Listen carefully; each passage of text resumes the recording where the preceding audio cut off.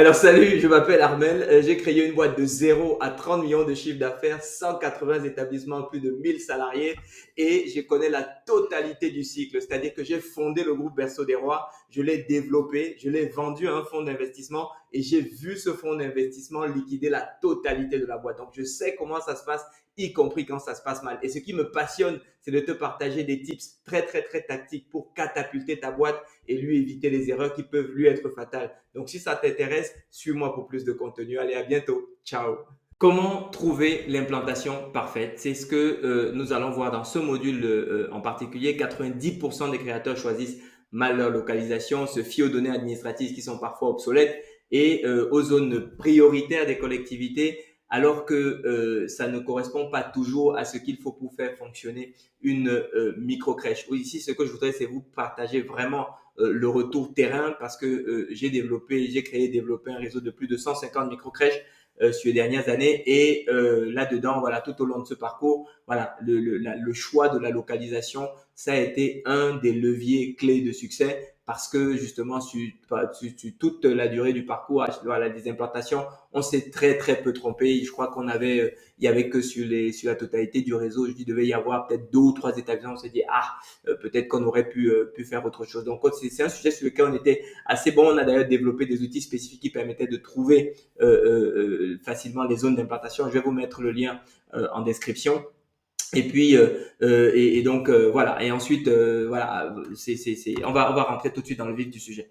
Et d'ailleurs, si vous prenez le train en marche, donc voilà, donc vous savez que j'ai créé ces établissements, je les ai développés, je les vendus partiellement à des investisseurs financiers et je me suis associé sur le reste et pour voir quelques mois après le réseau se faire liquider par ses propres investisseurs financiers. Donc je sais comment ça se passe, y compris quand ça se passe mal. Et l'objectif avec ces formations, c'est vraiment c'est de partager en fait toute cette expérience avec tous ceux qui ont soit envie de lancer leur propre établissement, qui les font dans les meilleures conditions, ceux qui ont des établissements et qui souhaitent en vivre et en assurer la pérennité. Bah voilà, partager également comment on a fait pour que ça se passe bien. Et puis pour ceux qui vont s'intéresser à des opérations financières, surtout ne pas faire les mêmes erreurs que moi, c'est l'objectif. Allez, rentrons dans le vif du sujet. L'étude de potentiel qui prédit le succès. Alors souvent, on parle d'études de besoins, etc., etc. Peu importe. L'idée, c'est de savoir est-ce que concrètement, vous allez pouvoir vous implanter sur une zone qui va faire tourner votre business. Alors, ce que font 90% des créateurs, c'est regarder les stats de la CAF, souvent erronées d'au moins 18 mois. Sur certaines zones, ça peut être négligeable. Sur d'autres zones, ça peut être stratégique. Donc, compter les crèches qui sont visibles sur Google Maps, ça c'est également ce qu'ils font souvent. Demander à la mairie s'il manque des places. Les mairies vont toujours vous répondre, on a plein de listes d'attente, on a plein de gens en liste d'attente, etc., etc. Alors que dans le métier de la micro-crèche, il faut faire une différence entre le besoin brut et le besoin solvable. C'est deux choses qui sont très très différentes. C'est-à-dire que les prix qui sont pratiqués par des crèches municipales ne sont pas forcément les mêmes prix, ne sont pas d'ailleurs du tout les mêmes prix que ce que vous allez pratiquer dans votre micro-crèche page. Donc il faut faire attention à ça et faire attention à ce que vous allez pouvoir entendre en mairie à ce sujet. Je ne dis pas que la mairie vous donne des informations fausses, je dis simplement que les informations que vous donne la mairie peuvent ne pas être adaptées en tout cas, vous pouvez faire des erreurs d'interprétation des informations, des statistiques qui peuvent vous être communiquées par la mairie. Voilà. Donc, choisir près de chez eux pour se faciliter, ça c'est aussi une des erreurs que font beaucoup de créateurs ou de gestionnaires de crèches. Alors, la proximité est un élément important parce qu'au quotidien, plus facilement vous pouvez vous déplacer sur l'établissement, moins vous aurez de problèmes. C'est aussi simple que ça parce que plus vous pourrez en résoudre avant même qu'il ne se crée. Néanmoins, ça doit pas être le premier critère d'implantation de se dire je suis à côté de chez moi, donc c'est très bien. Non, c'est vraiment c'est la cerise sur le gâteau. Le premier driver de votre choix d'implantation, ça doit être la demande. Où se trouve la demande? C'est la première réponse c'est la première question à laquelle vous devez répondre. Ok?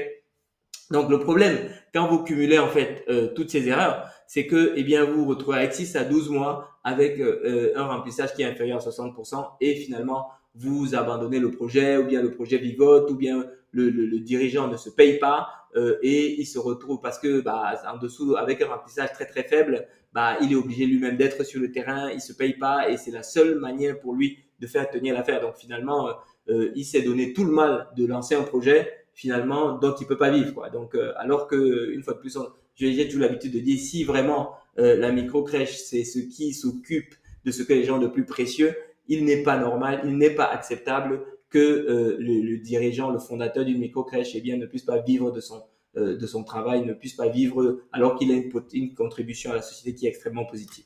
Bref, la méthode qui va maximiser la fiabilité de vos projets, c'est le ratio place réelle versus enfant de 0 à 3 ans dans un rayon de 8 minutes en voiture. Vous voyez, des stats disent 15 minutes en voiture et on prend 15 minutes en voiture. Alors, je vais vous dire, pour être très précis, le logiciel qu'on avait même mis au point, c'est qu'il comptait d'abord dans les 3 minutes en voiture, puis dans les 5 minutes en voiture, puis dans les 10 minutes en voiture. Alors, parfois, on allait sur 15 dans certains cas, mais on s'est aperçu également, et d'ailleurs, ça j'ai oublié de vous le dire tout à l'heure, c'est qu'on s'est aperçu que à 15 minutes en voiture, parfois il y avait un point d'attraction. Avec le temps, la concurrence s'est développée et ceux qui sont à 15 minutes de notre crèche sont peut-être plus proches d'une autre crèche. Donc du coup, on est resté sur des cercles qui étaient beaucoup plus réduits comme ça. Vous voyez, 3 minutes, 5 minutes, 10 minutes. Et là, en se disant, OK, là, on reste sur une force d'attraction suffisamment forte pour avoir une opinion réelle sur la capacité de captation dans ce rayon-là. OK? Donc ensuite, audit sur le terrain des structures existantes. Quel est le taux d'occupation réel? Quand vous appelez dans les autres crèches, est-ce qu'elles ont de la place tout de suite? Ça, c'est un marqueur qui est très, très, très fort. Et il n'y a rien, il y a rien. Disons que peu de choses vous disent aussi la vérité de manière aussi directe que celle-là. OK? Donc, quand vous regardez les crèches qui sont déjà sur la zone de chalandise, il faut les appeler une par une. Il faut vraiment faire ce travail. Il faut pas le bâcler. Il faut vraiment faire ce travail pour savoir exactement ce qu'il en est, ce qu'il est de cette situation. Alors, quand vous avez déjà monté un établissement, que vous apercevez après coup que cet établissement n'est pas sur une bonne zone de chalandise, après, ce que vous avez une deuxième manière de résoudre le problème, c'est dans la manière dont vous structurez votre offre et la manière dont vous voyez votre marché.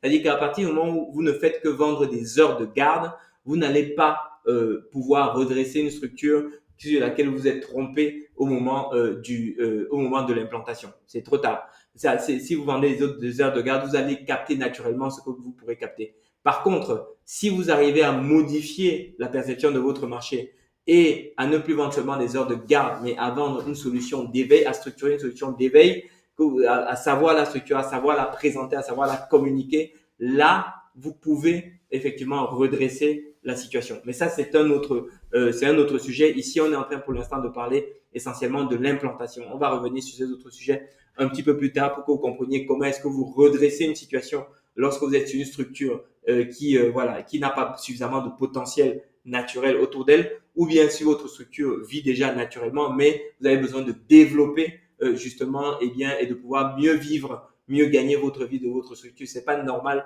que le gestionnaire d'une micro-crèche qu'il ait des problèmes de revenus, quoi. Il s'occupe de ce que les gens ont de plus précieux. Le seul problème, c'est que vous savez parfois pas le packager. Ça, c'est un autre sujet. Maintenant, troisième point, densité d'entreprise de plus de 20 salariés dans un rayon de 12 minutes.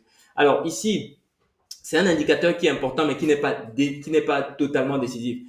Ce qu'il faut savoir, c'est que lorsque la densité des entreprises va être bonne, en fait, ce qui est intéressant, c'est que ça veut dire que de toute façon, vous avez du potentiel. Mais et puis souvent, ça va vous permettre également de toute façon, parce que les parents préfèrent quand même avoir des crèches qui sont proches de leur domicile. Mais s'il y a beaucoup d'entreprises autour de vous, il y a toujours une partie des gens qui disent oui, mais finalement, ils travaillent peut-être pas très loin de leur entreprise non plus. Donc finalement, ils vont retomber dans votre zone de chalandise.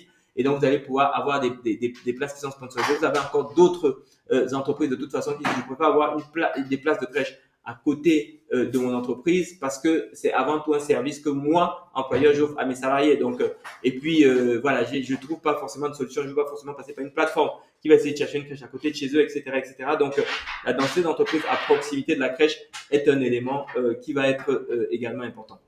Les projets immobiliers.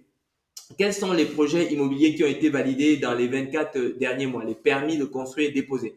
Alors, ce type de solution, alors c'est important lorsque vous êtes dans une zone où la dynamique peut changer de manière assez rapide d'une part et que vous êtes sur un projet long terme. C'est-à-dire que lorsqu'on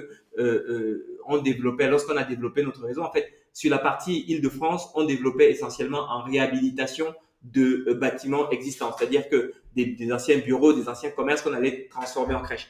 Lorsqu'on allait plus loin, on allait développer plutôt en achat de terrain, construction, etc., etc. Donc, c'était des ouvertures avec des cycles plus longs. Et donc, à ce moment-là, c'est important de savoir, de s'appuyer non seulement sur la configuration du marché à l'instant T, au moment où vous allez vous implanter, au moment où vous faites votre étude et que vous lancez le projet, mais il faut également savoir quelle est la tendance sur la zone de chalandise en question. Est-ce qu'il y a par exemple des lotissements qui se construisent ou pas? Est-ce que voilà, est-ce que même en termes d'entreprise, est-ce qu'il y a des choses qui vont se passer ou pas? Et là-dessus, c'est des informations qui vont être effectivement intéressantes d'explorer très en amont, mais également en tendance si vous êtes sur un projet à cycle long, par exemple un projet d'achat de terrain, de construction, etc., etc. Ok? Alors, maintenant, si vous faites tout ça et que vous anticipez correctement votre ouverture, vous vous construisez une liste d'attente sur votre projet et vous ne vous plantez pas sur votre projet d'ouverture. C'est assez mécanique. Ok?